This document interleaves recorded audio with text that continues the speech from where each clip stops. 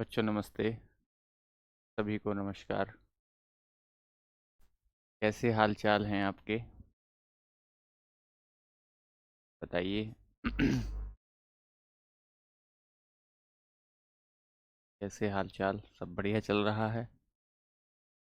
पढ़ाई लिखाई जबरदस्त? चालू कर दो गुरुजी। रजत पंडित कह रहे हैं चालू कर दो गुरुजी। हाँ, चालू तो करेंगे ही भैया। चालू करने के लिए यहाँ आए हैं रजत भाई। बच्चों का हाल चाल ले लेते हैं एक बार। कैसे हैं प्यारे बच्चे? पढ़ाई लिखाई ठीक चल रही है? राधे राधे, जय महाकाल, जय Mahakal. Good morning, very good morning, good afternoon, जय भीम।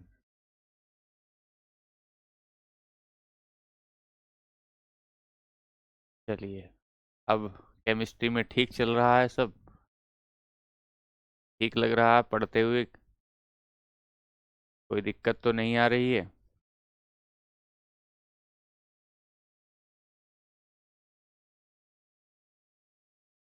चलिए, आइए।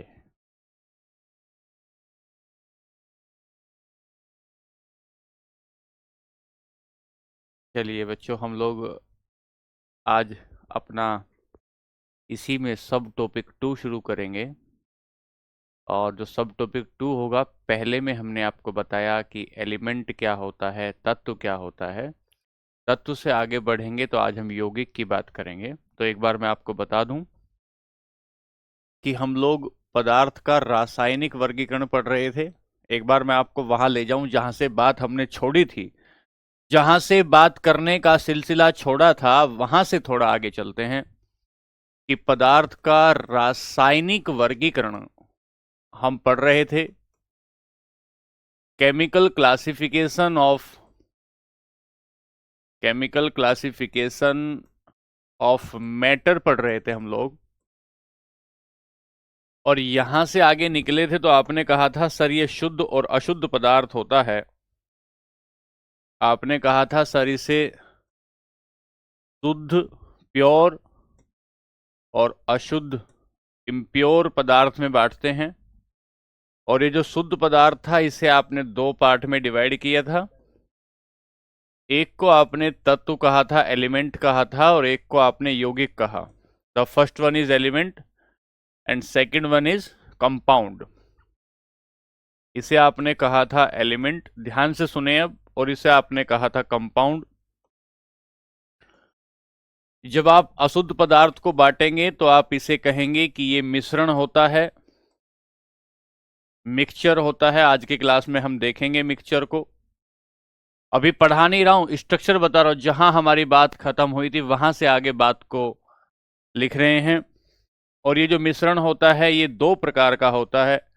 एक समांगी मिश्रण हो सकता है जिसे होमोजीनियस कहते थे, और एक विषमांगी मिश्रण हो सकता है जिसे हम हेट्रोजीनियस कहेंगे।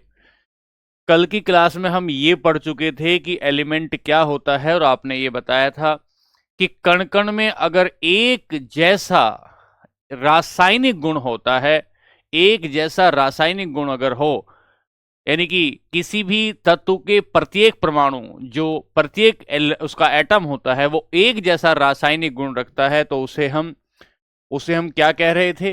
एक जैसा रासायनिक गुण जो रखता था उसे हम लोग एलिमेंट कह रहे थे। आपने कहा सर पहला एलिमेंट कौन सा है? तो आपने कहा सर फॉस्फोरस है।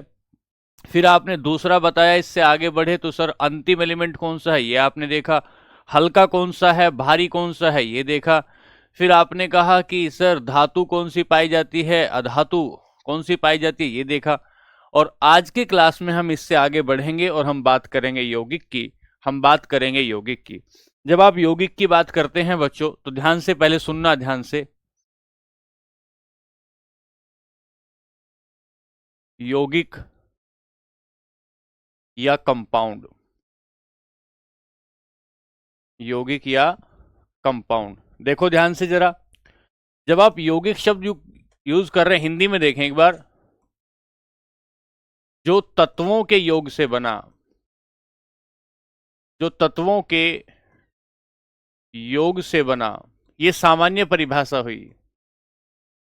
जो तत्वों के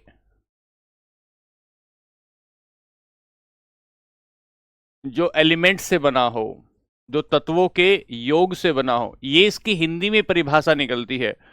अगर शब्द की बात करें तो ये निकलता, मैंने आपको एक बात बताई थी कि सर ये बस है आपकी, ये बस है, इस बस पर एक आदमी ये बैठा है और एक आदमी इस बस में ये बैठा है, ये दोनों के दोनों, ये दोनों के दोनों तत्व हैं, दोनों के दोनों एलिमेंट है।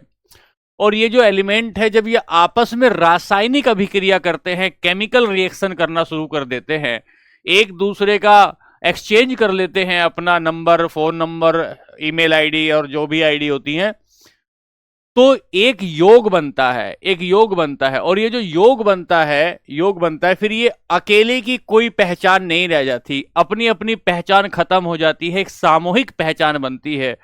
फिर ये आदमी जो रामलाल था, रामलाल की पहचान नहीं रहेगी, ये जो राम प्यारी थी, राम प्यारी की पहचान नहीं रह जाएगी, इन दोनों की एक सामूहिक पहचान बनेगी जिसका नाम हो जाएगा लाल प्यारी। लाल प्यारी मतलब एक ग्रुप की पहचान होती है। ये दोनों अपनी व्यक्तिगत पहचाने, जो पर्सनल इंडिविजुअल पहचान होती है, वो छोड़ देते हैं और एक पहचान, नए पदार्थ की पहचान लेकर चलते हैं, नए पदार्थ की पहचान लेकर चलते हैं। तो हमने कहा कंपाउंड क्या होता है, परिभाषा बनाएंगे, परिभाषा बनाएंगे। दो या दो से अधिक, दो या दो से अधिक तत्वों के, तत्वों के एक निश्चित अनुपात में मिलने से, एक निश्चित अनुपात में मिलने से, या एक निश्चित अनुपात में रासायनिक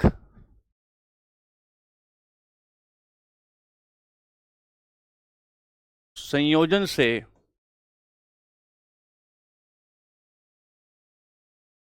यौगिक बनता है।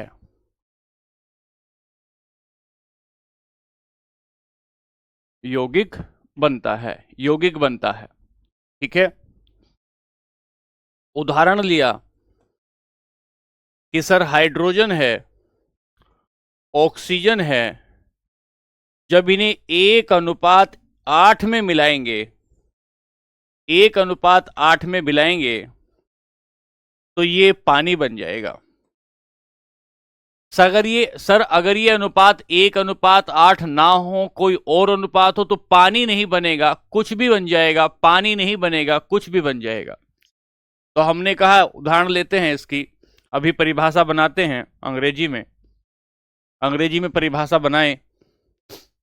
बच्चों थोड़ा सा ध्यान से सुने और लिखते चलें। अंग्रेजी में परिभाषा बनाएं। एक कंपाउंड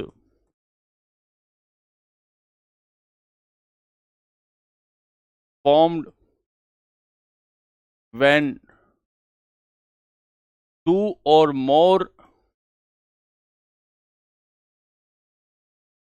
more element, एक सेकेंड, ये फोन किसी का,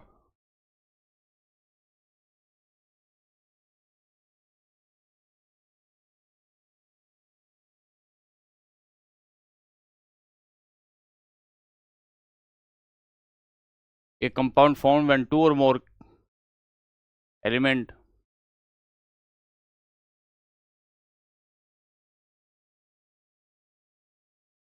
ऐसे की जगह इसको ऐसे बना लीजिए, formed when two or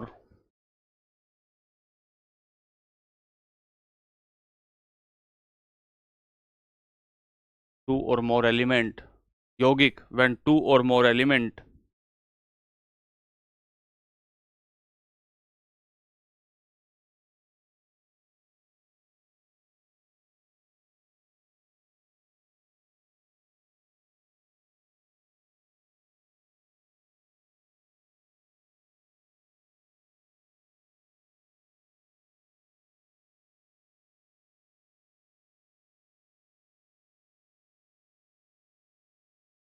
जब दो या दो से अधिक इन ए फिक्स प्रोपोर्शन तो कंपाउंड बनता है।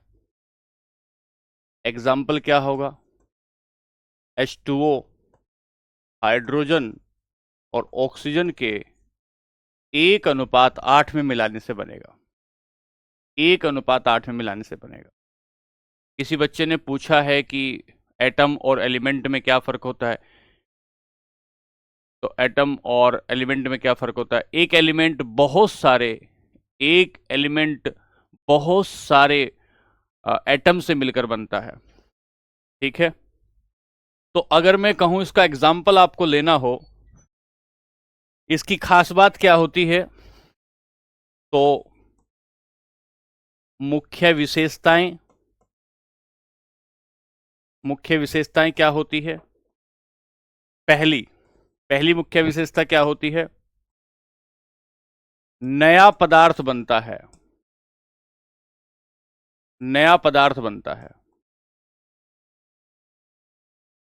फॉर्म न्यू सब्सटेंस, नया पदार्थ बनता है। एग्जाम्पल लेंगे इसका, क्या एग्जाम्पल लिया? सर NaCl है, सर N एक तत्व है, Cl एक तत्व है। N जो तत्व है वो ऐसा है कि वो आग लगा देगा। N एक तत्व है जिसमें आग लगाने का गुण होता है। आपने सुना होगा कि सोडियम जो होता है अगर आप उसे खुली हवा में रख देंगे तो उसमें आग लग जाती है। और क्लोरीन जो होता है वो कीटाणुनाशक होता है, एक तरीके से जहरीला होता है। क्लोरीन जो होता है एक तरीके से जहरीला होता है, विषैला होता है। और जब दोनों एक जगह मिल जाते हैं तो इसकी आग भी खत्म हो जाती है, इसका जहर भी खत्म हो जाता है। आग भी खत्म हो जाती है, जहर भी खत्म हो जाता है, और यहां से मिलता है NaCl। और इस NaCl को कहते हैं साधारण नमक, इसको किचन सोल्ट कहते हैं, इसको साधारण नमक कहा जाता है, इसे किचन सोल्ट कहा जाता है। इसका मतलब एक बात हमें समझ में आई। क्या समझ में आई? कि जो आपका यौगिक बनता है वो दो या दो से अधिक तत्वों से मिलकर बनता है। और जो दो या दो से अधिक तत्व होते हैं उनका जो अपना विशेष गुण होता है वो विशेष गुण वो भूल जाते हैं और एक साथ आकर एक गुण बना लेते हैं। जैसे कि सोडियम ने अपना आग लगाने का गुण भुला दिया, क्लोरीन ने अपना जहरीला होने का गुण भुला दिया, और दोनों ने मिलकर क्या बना दिया? टेबल सोल्ट कह सकते हैं, किचन सोल्ट कह सकते हैं, टेबल सोल्ट कह सकते हैं। तो क्या बना दिया इन्होंने क्या बना दिया? सर इन्होंने बना दिया आपका साधारण नमक, इन्होंने साधारण नमक बना। ऐसे आप समझे। अब मैं आपको दिखा रहा हूं कुछ इंपोर्टेंट यौगिक की हम बात करेंगे जो पेपर में पूछा जाएगा। हर्ष भाई आगे जाकर पता लगेगा ये 1:8 में होगा, किस में होगा, आगे जाकर पता लगेगा। ठीक है, चलिए आगे चलते हैं। आइए, तो यहां से आप देखेंगे कुछ महत्वपूर्ण यौगिक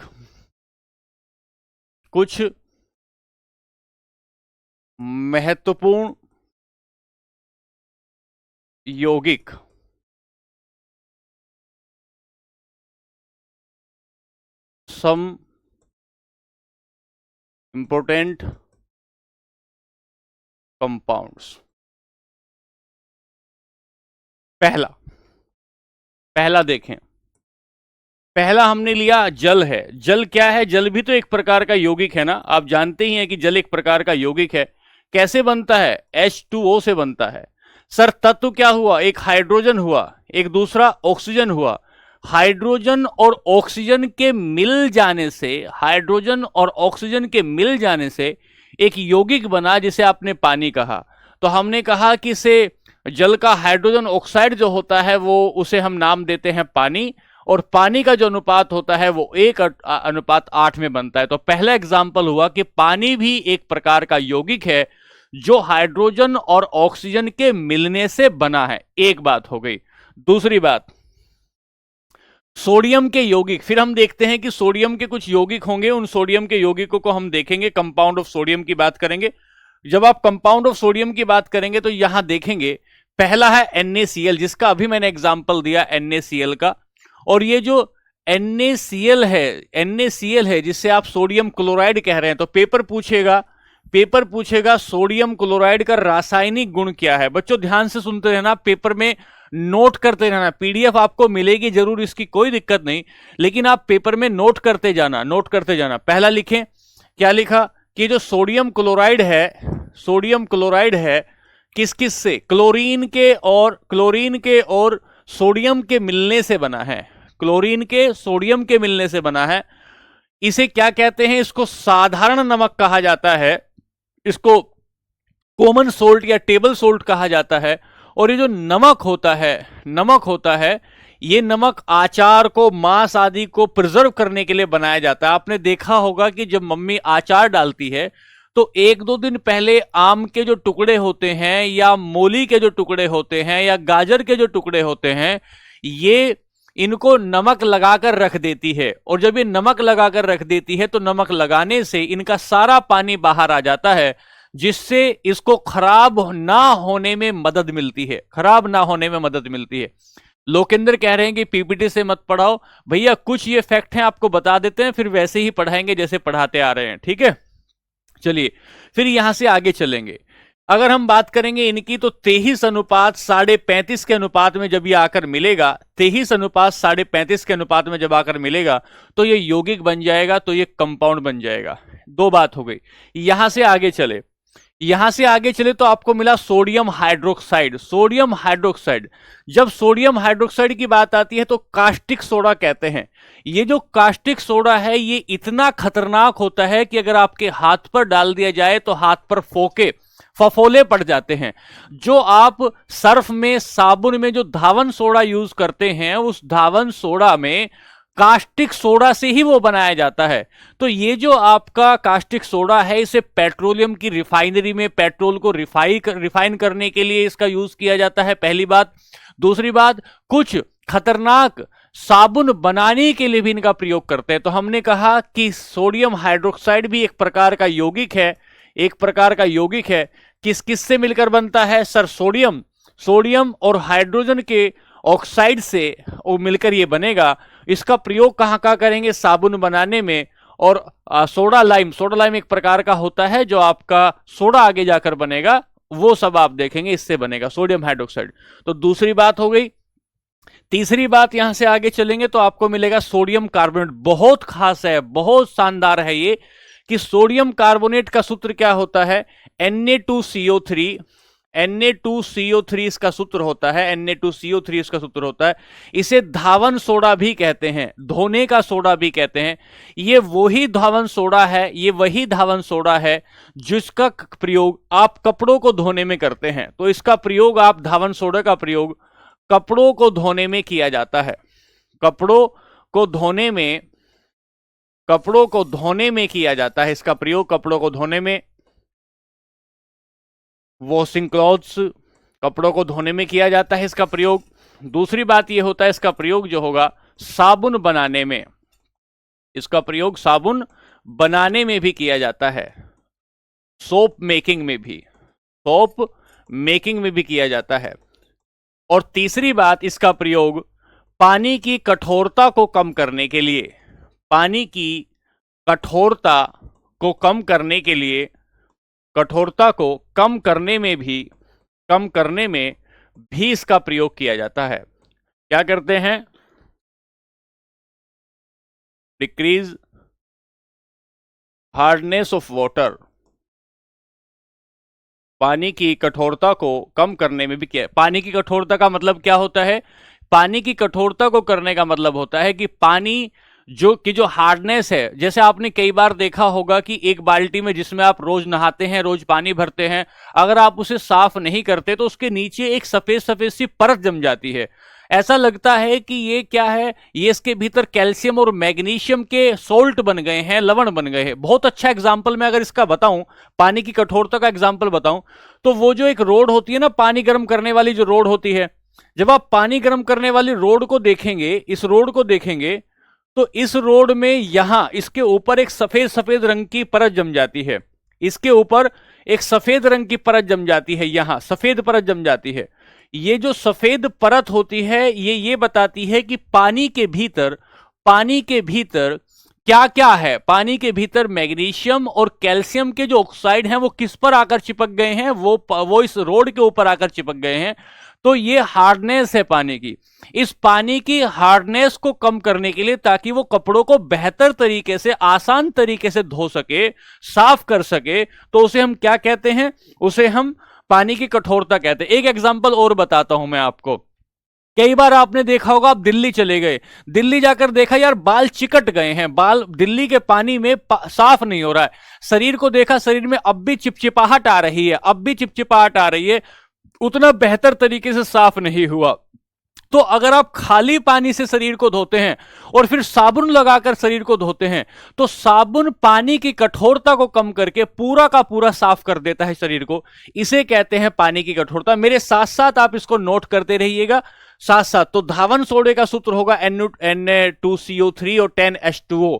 जब कभी इसको याद करने की बात आएगी तो उसको याद करना होगा आपको। यहां से आगे चलेंगे, सवाल नंबर अगला आया सोडियम बाइकार्बोनेट। सोडियम बाइकार्बोनेट, इसमें एक शब्द आया है बाई, इसमें एक शब्द आया है बाई। जब हम बाई की बात करते हैं तो इसका मतलब इसका मतलब ये है, सोडियम बाइकार्बोनेट का मतलब है, बाई का मतलब क्या है कि बाई खाना बनाने वाली है, बाई खाना बनाने वाली। जब अगर बीच में कहीं बाय आ जाता है, बाय आ जाता है, तो उसको देखना कि वो खाने वाले सोडे की बात है। Sodium bicarbonate, NaHCO3 sodium bicarbonate की बात करेगा, और ये इसका नाम होगा खाने वाला सोडा। इसकी खास बात क्या होती है, अगर आप मम्मी को आपने घर में देखा होगा कि जब मम्मी भटूरे बनाती है, जब मम्मी पूरी बनाती है, तो थोड़ा सा खाने का सोडा डाल देती है, खाने का सोडा डाल देती है। तो इससे क्या होता है कि जब खाने का सोडा गर्म होता है तो उसमें से CO2 निकलती है, कार्बन डाइऑक्साइड निकलती है। ध्यान से सुनते रहो, खाने के सोडे को अगर गर्म किया जाएगा तो उसमें से कार्बन डाइऑक्साइड निकलती है, और ये जो कार्बन डाइऑक्साइड होती है फुला देती है। रोटी हो, भटूरा हो, या आपकी बेकरी में गए पेटीज हो, केक हो, उन सबको फुला देती है। तो क्या होता है, जब आप पेस्ट्री को देखोगे ना, पेस्ट्री को, तो पेस्ट्री फूली हुई लगती है, पेस्ट्री फूली हुई लगती है। उसका कारण यह है कि जैसे ही ये आप इसमें बेकिंग सोडा मिला देंगे तो ये छेद कर देगा, जिस भी भोजन में मिलाया गया उसमें छेद कर देगा, और उसमें पूरे में क्या भर जाएगी, पूरे में क्या भर जाएंगी, पूरे में आपकी गैस भर जाएगी, जिसकी वजह से इसको बेकरी में यूज किया जाता है। तो ये क्या कहता है कि अगर इसको गर्म किया जाता है तो गर्म करने पर ये CO2 छोड़ता है। इसका उपयोग बेकिंग पाउडर के रूप में बेकरी में भी किया जाता है, बेकिंग पाउडर के रूप में बेकिंग में भी किया जाता है। ठीक है, इसका उपयोग त्वचा को रोगों को भी करते हैं, अग्निशामक के रूप में आग बुझाने के लिए भी बेकिंग सोडा का प्रयोग किया जाता है। और कई बार आपने देखा होगा कि एसिडिटी हो गई है,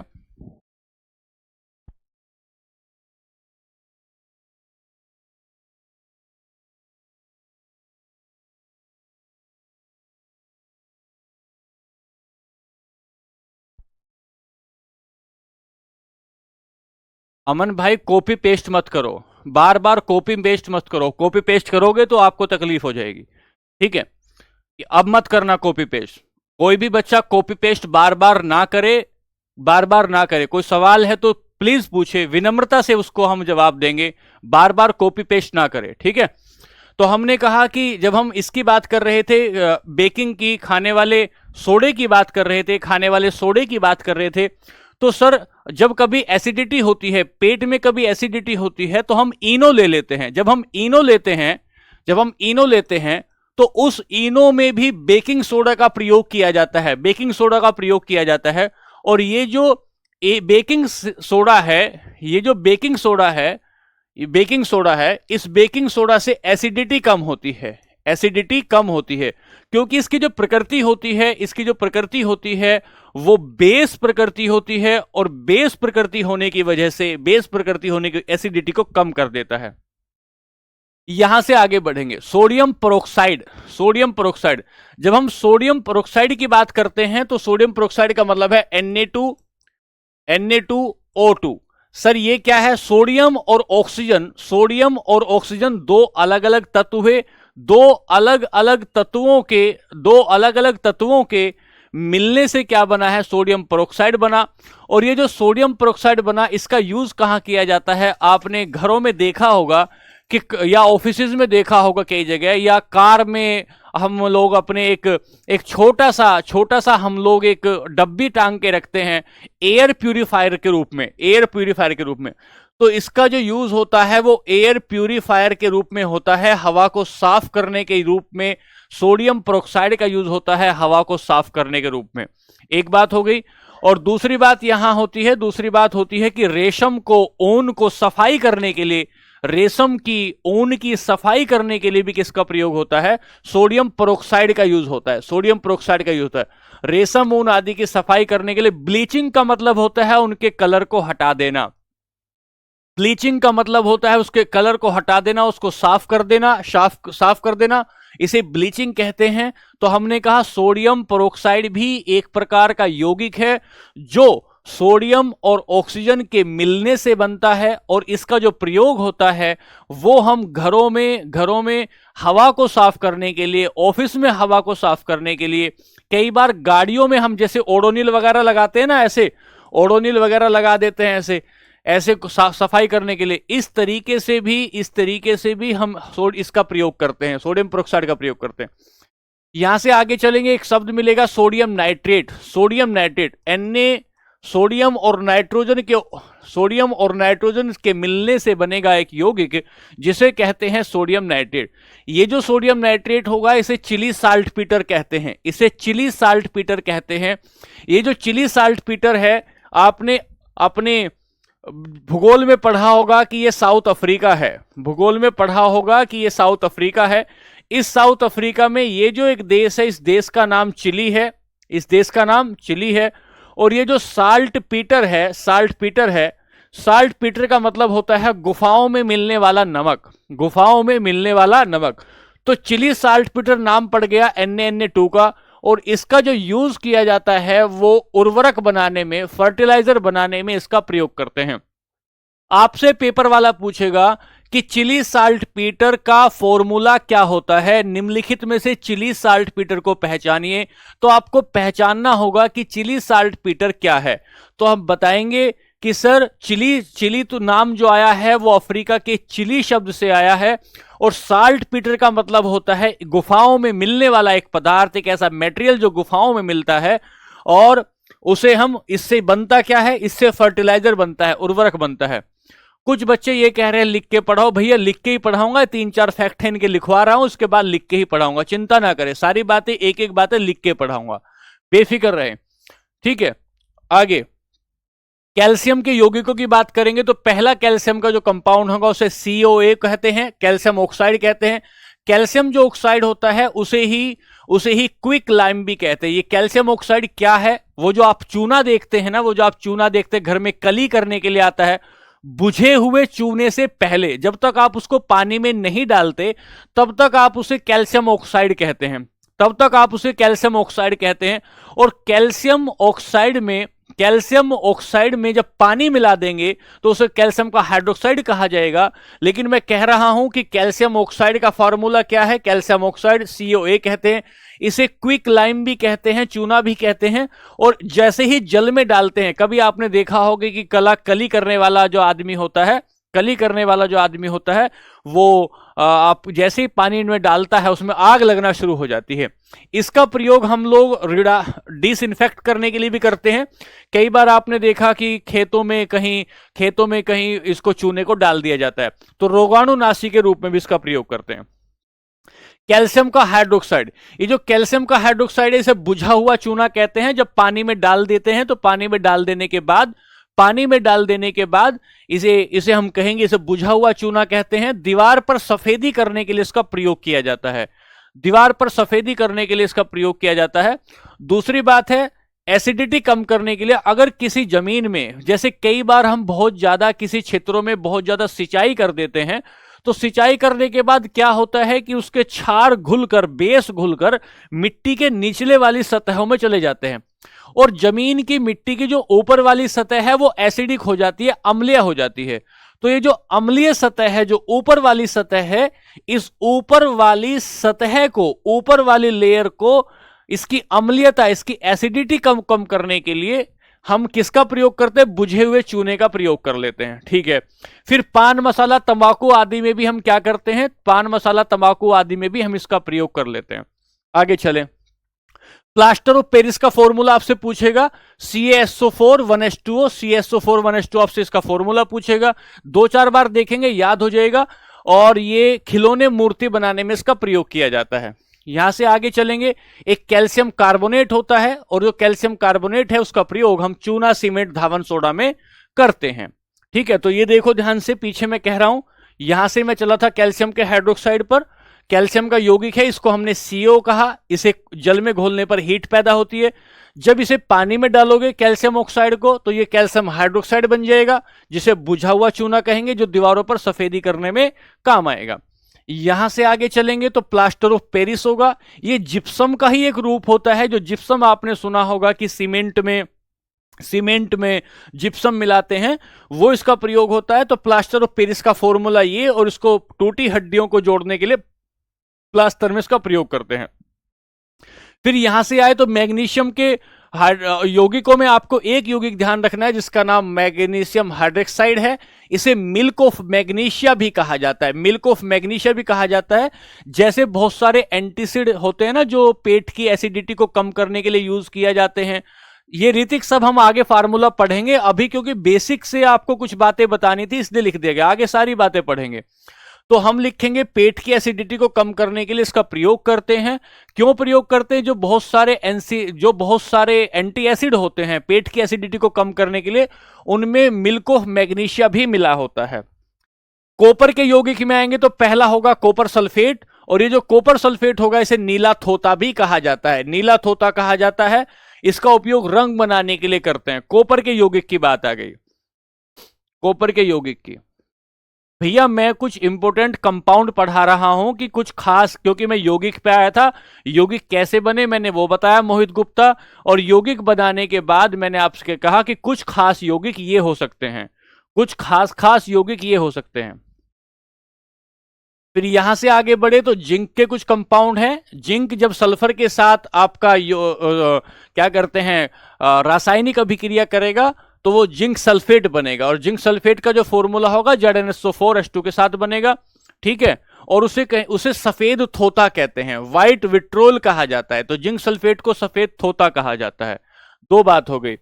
फिर यहां से चले तो जिंक फास्फाइड की बात आई। ठीक है, चूहा मार दवा जो होती है उसमें जिंक फास्फाइड का यूज किया जाता है। जो चूहा मार दवा है उसे जिंक फास्फाइड का यूज किया जाता है।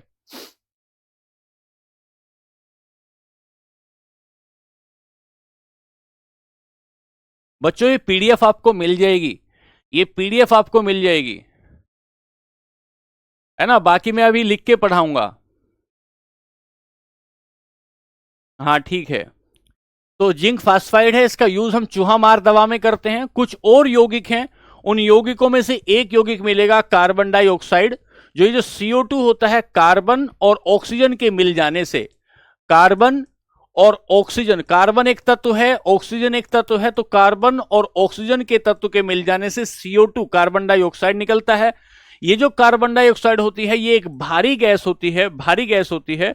और जब कार्बन डाइऑक्साइड को जमा दिया जाता है, ठोस अवस्था में आ जाती है, तो इसे शुष्क बर्फ कहा जाता है, इसे ड्राई आइस कहा जाता है।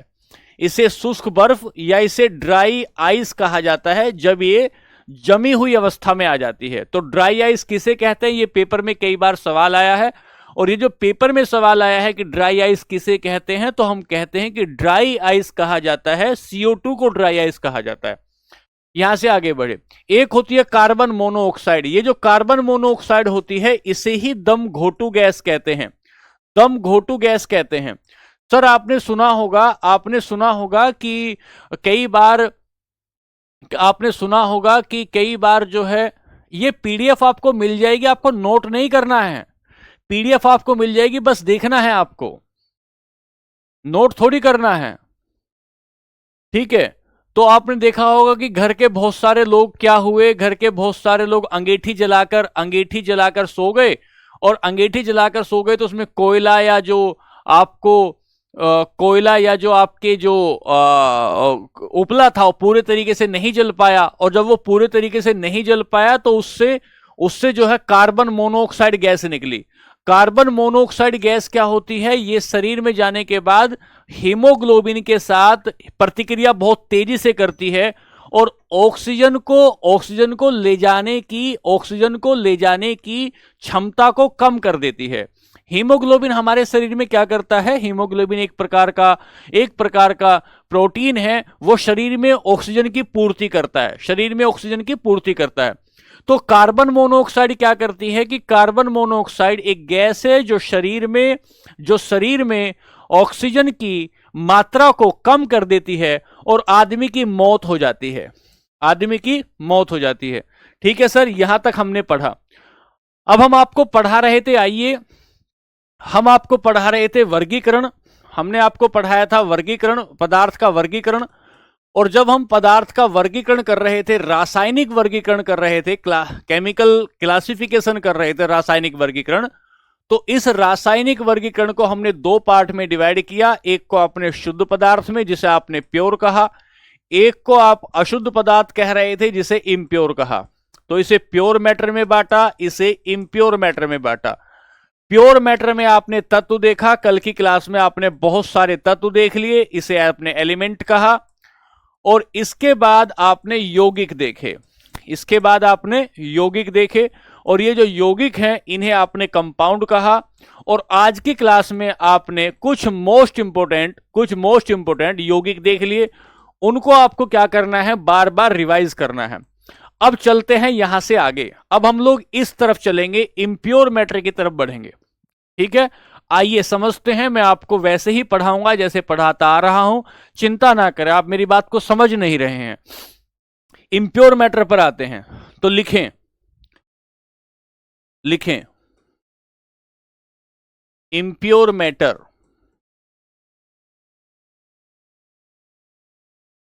अशुद्ध पदार्थ,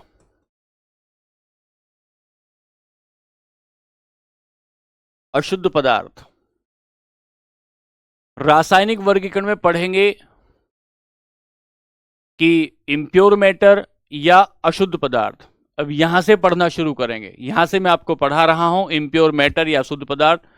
कल की क्लास में जब आपने समझा था कि प्योर मैटर क्या होते हैं, तो आपने बताया प्योर मैटर वो होते हैं जो जिनके प्रत्येक परमाणु का एक जैसा रासायनिक गुण होता है, एक एक परमाणु का एक जैसा रासायनिक गुण होता है, उसे हम लोग प्योर मैटर या शुद्ध पदार्थ कहते थे। लेकिन अगर हम अशुद्ध पदार्थ की बात करेंगे तो यहां कहेंगे वो सारे मैटर जिनका एक जैसा, सभी परमाणुओं का एक जैसा रासायनिक गुण नहीं होता, एक जैसा रासायनिक गुण सभी परमाणुओं का नहीं होता, उसे अशुद्ध पदार्थ कहते हैं। तो परिभाषा क्या बनाएंगे, लिखें परिभाषा को, वह पदार्थ जिसके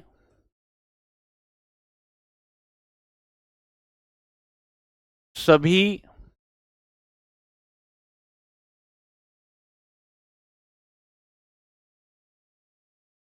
परमाणुओं का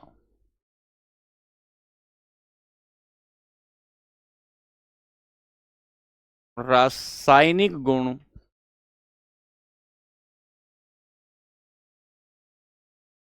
एक समान नहीं होता, एक समान नहीं होता, वे अशुद्ध पदार्थ कहलाते हैं।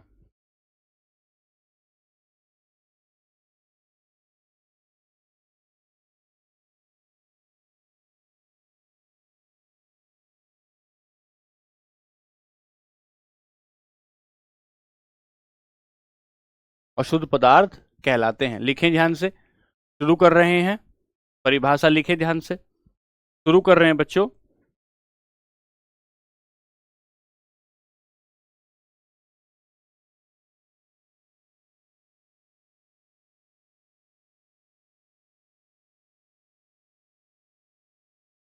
that matter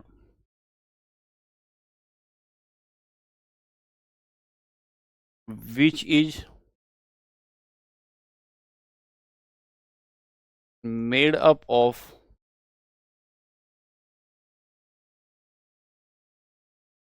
different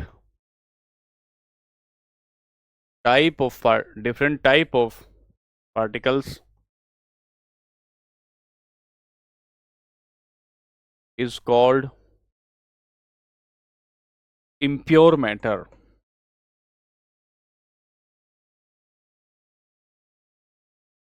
Is called impure matter. तो क्या बताएंगे impure matter क्या होता है? impure matter जैसे उदाहरण, एग्जाम्पल यहां लिखें, जैसे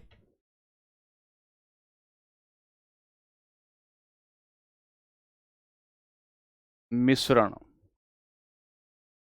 मिश्रण एक प्रकार का impure मैटर होता है। मिश्रण एक प्रकार का impure मैटर होता है। मिश्रण एक प्रकार का impure मैटर होता है। यहां से आगे चलते हैं। तो आपने समझा अशुद्ध पदार्थ किसे कहते हैं? तो सर हमने कहा कि ये मेरी मम्मी की थाली है। मम्मी की थाली है। इस थाली के भीतर, इस थाली के भीतर इधर ये चावल है। चावल है। इस चावल में इधर देखा यहां तो दाल है। यहां देखा तो ये चना है। ये चना है। आगे जाकर देखा तो ये राजमा है। ये राजमा है। और इधर आकर देखा तो ये लोबिया है। इसका मतलब ये पूरा का पूरा जो मिश्रण है, इस पूरे के मिश्रण में विभिन्न प्रकार के तत्व हैं। विभिन्न प्रकार के विभिन्न प्रकार के तत्व हैं। विभिन्न प्रकार के तत्व हैं। डिफरेंट टाइप ऑफ एलिमेंट इसमें है। तो इसे हम क्या कहते हैं? इसे मिश्रण कहते हैं। इसे मिश्रण कहते हैं। हाँ बताओ रिया, क्या कहना चाहती हो? इसे मिश्रण कहते हैं। एक बात हुई। दूसरी बात देखिए ध्यान से, लिखो मिश्रण की विशेषताएं। मिश्रण की विशेषताएं। मिश्रण की विशेषताएं। तो यहां से हम क्या पढ़ के आए थे? फिर देखो, इम्प्योर मैटर। और इम्प्योर मैटर में आपने पढ़ा कि उदाहरण क्या दे दिया आपने? इसका मिक्सचर दे दिया। तो मिक्सचर में आप पहले मिक्सचर की परिभाषा लिखें। मिश्रण क्या होता है?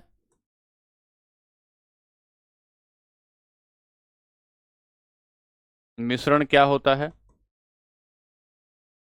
तो दो या दो से अधिक तत्वों को किसी भी अनुपात में मिलाने पर, किसी भी अनुपात में मिलाने पर मिश्रण बनता है। मिश्रण बनता है। तो यहां देखें, किसी भी अनुपात में मिलाने पर मिश्रण बनता है। उदाहरण इसका वायु हो जाएगी। उदाहरण क्या हो जाएगी? इसका एयर हो जाएगी। लिखो ध्यान से, मैंने पढ़ाया लोबिया एक प्रकार की दाल होती है बच्चों। एक प्रकार की दाल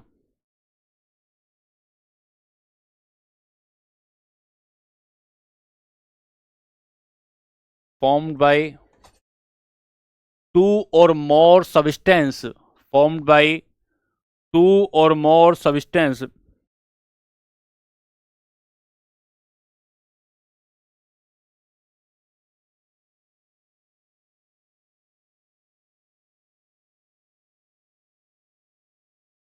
2 or more substance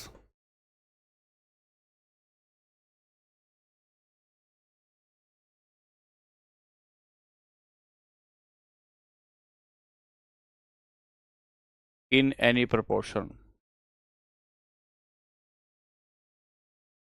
कब बनता है? जब दो या दो से तत्वों को इन एनी प्रोपोर्शन किसी भी अनुपात में मिलाते हैं, किसी भी अनुपात में मिलाते हैं, तो क्या बनता है? तो मिश्रण बन जाता है। तो मिश्रण बन जाता है। तो मिश्रण बन जाता है। तो formed by mixing of two or more substance of any in any proportion, यहां लिख सकते हैं इज कॉल्ड मिक्सचर। अब एक बात ध्यान से सुनना आप इधर। उदाहरण ले लिया आपने, एग्जाम्पल ले लिया एयर का, वायु का, या ले लें बारूद का एग्जाम्पल ले लें। बारूद होता है कि कोई निश्चित फार्मूला नहीं होता। अब यहां देखना ध्यान से इधर, जब आप यौगिक की बात कह रहे थे तो यौगिक की खास बात क्या थी कि यौगिक एक निश्चित अनुपात में मिलता है, एक फिक्स प्रोपोर्शन में मिलता है, निश्चित अनुपात में मिलता है। एक बात तो ये थी। दूसरी बात यौगिक की ये थी कि तत्वों का अपना गुण नहीं रहता, तत्वों का अपना गुण खो जाता है। दूसरी बात आपने ये कही थी। और तीसरी बात आपने कही थी कि नया पदार्थ बनता है, नया पदार्थ बनता है।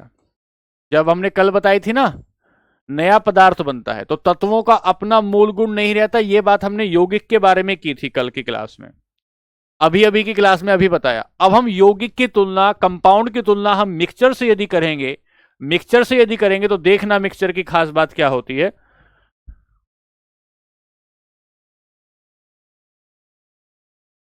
प्रॉपर्टीज ऑफ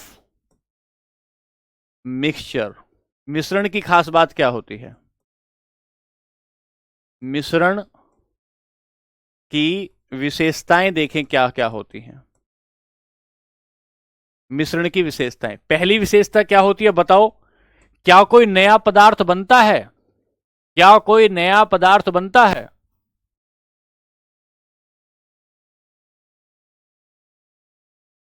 पहली बात, किसी भी अनुपात में मिलाते हैं तो proportion, mixed any proportion, mixed any proportion, किसी भी अनुपात में मिलाते हैं। जबकि यौगिक की क्या बात थी? यौगिक की बात थी कि वो एक निश्चित अनुपात में मिलाते हैं। दूसरी बात, नया पदार्थ नहीं बनता है, नया पदार्थ नहीं बनता। न्यू सब्सटेंस नॉट फॉर्म, कोई नया पदार्थ नहीं बनता। और तीसरी बात क्या थी? तीसरी बात क्या थी? मिश्रण की तीसरी बात क्या थी? कि तत्वों का अपना गुण, तत्वों का अपना गुण नहीं खोता है। तत्व अपना गुण नहीं खोते, तत्वों का अपना गुण बना रहता है, तत्वों का अपना गुण बना रहता है। तो क्या बनाया? Element do not loss their property. तत्वों का अपना गुण, ये बात हमने बताई। तो यहां लिखा कि किसी भी अनुपात में मिलते हैं, किसी भी अनुपात में, मिक्स एनी प्रपोर्शन, किसी भी अनुपात में। जबकि यहां अगर देखोगे आप, यहीं अगर मैं यौगिक को लिखूं, फिर एक बार लिख रहा हूं आपके लिए, अगर हम यहां कंपाउंड को लिखें तो कंपाउंड में हम देखेंगे यहां कि निश्चित अनुपात आ जाएगा, फिक्स प्रपोर्शन आ जाएगा, निश्चित अनुपात, फिक्स प्रपोर्शन।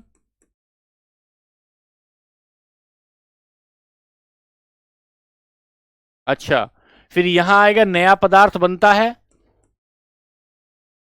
नया पदार्थ बनता है, न्यू मैटर फॉर्म।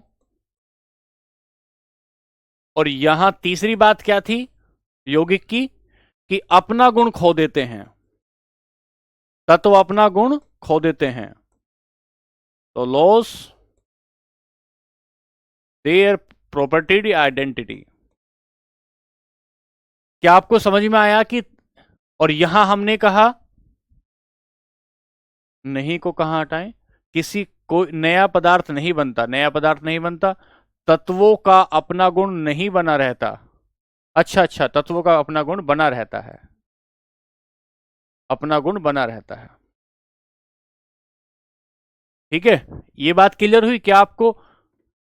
हाँ ठीक है, ठीक है, लिख दिया, कोई बात नहीं बच्चे। इधर एग्जाम्पल ले लिया आपने, NaCl ले लिया, H2O ले लिया, कार्बन डाइऑक्साइड ले लिया, कुछ भी ले लो।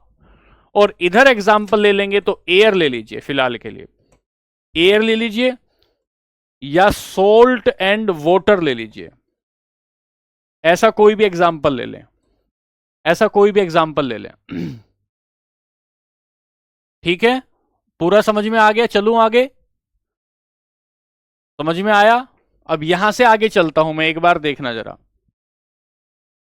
अब मैं कल के लिए एक तरीका बना के छोड़ रहा हूं कि कल हम अपनी क्लास में मिश्रण का वर्गीकरण करेंगे,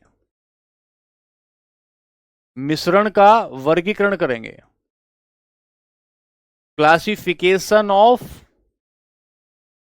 मिक्सचर। यहां मिश्रण का वर्गीकरण करेंगे, और यहां देखेंगे हम लोग कल की क्लास में समांगी मिश्रण,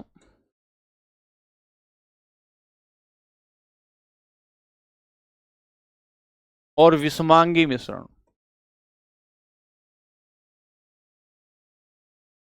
ये हम कल की क्लास में देखेंगे, और यहीं से हम सवाल बनाएंगे। होमोजीनियस मिक्सचर और हेट्रोजीनियस मिक्सचर।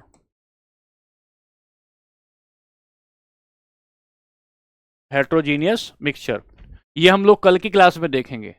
ठीक है,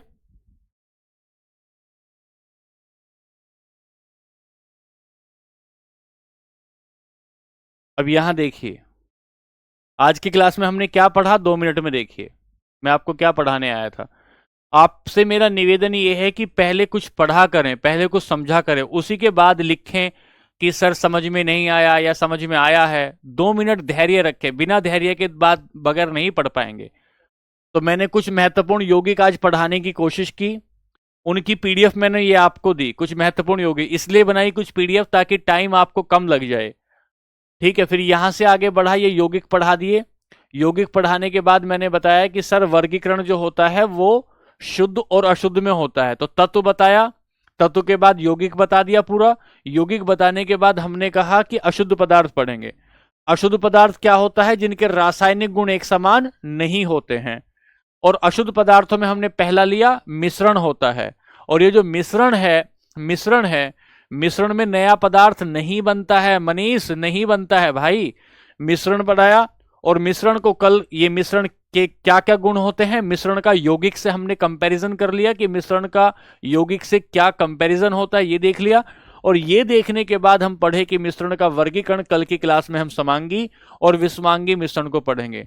आप लोगों से हाथ जोड़ के एक निवेदन ये है, पहले धैर्य से पढ़ें, धैर्य से समझें, उसके बाद ही ये कहें समझ में आया, समझ में नहीं आया, ये बाद की बात है। पहले एक बार पढ़ लें, पढ़ लेंगे तभी हम आपकी बात को समझ पाएंगे। ठीक है, चलिए, तो कल हम लोग इससे आगे मिलते हैं। रासायनिक गुण का मतलब होता है, हाँ, पीडीएफ को कॉपी में लिख लेंगे तो बहुत अच्छा है। पीडीएफ को अगर कॉपी में लिख लेंगे तो बहुत अच्छा होगा। चलिए ठीक है।